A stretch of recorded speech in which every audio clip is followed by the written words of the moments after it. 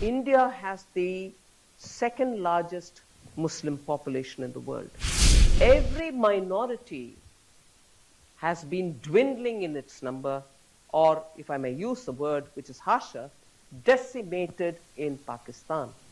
Across the board in India, if violence is happening to make Muslims get affected, itself is a fallacy as a statement. These reports have no clue of the law and order systems in India.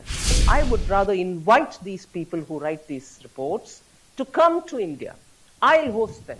Another place, though, where perceptions are very different in Europe, if not the US, from India, is on politics. There is widespread reporting in the Western press about MPs from the opposition party losing status, about Muslim minorities in India being subjected to violence. I'm not going to ask you to deny or comment or rebut. What I would ask is, are these perceptions affecting in any way your sense of investment in India or capital flows, or has this not been an issue? I would think the answer for that lies with those investors who are coming to India, and they've been coming. And as somebody who's interested in receiving investments, I would only say, come have a look at what's happening in India, rather than listen to perceptions being built by people who have not even visited on the ground and who produce reports. Again, you know, emerging markets do carry this burden of, you're the emerging market, you have every business to ask us for help, or every business to speak about every issue on which you need to play a constructive role, but yet the prescriptions are ours. I would want to ask if that's not to say, or not to even imply that I accept the perception that you're referring to.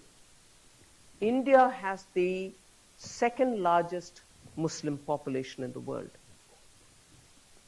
And the population is only growing in numbers.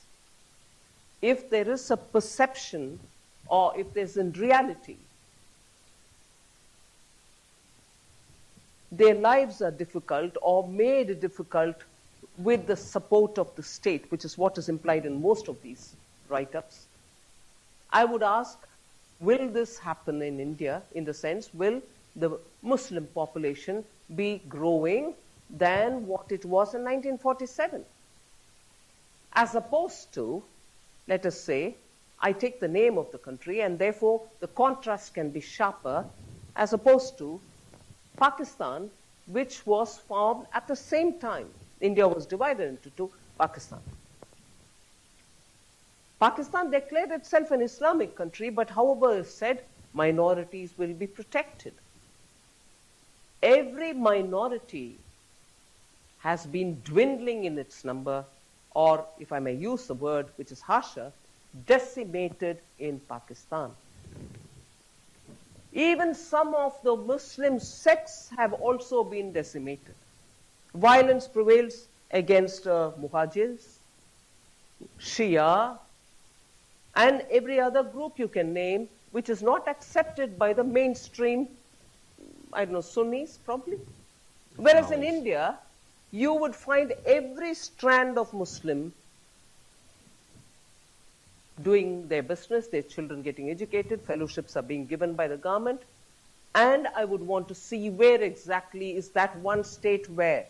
And again, law and order is a very state subject. It's not the government of India's subject. Each province has its elected government. They take care of the law and order in those states.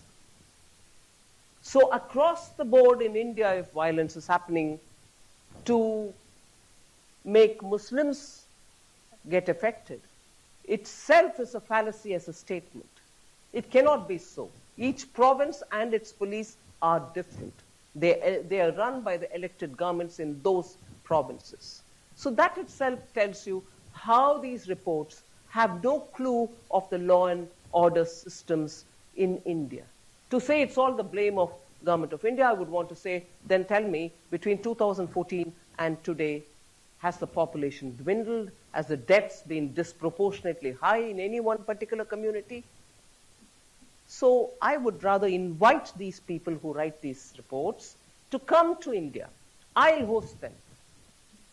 I'll host them. Let them come and let them travel alone India and prove their point.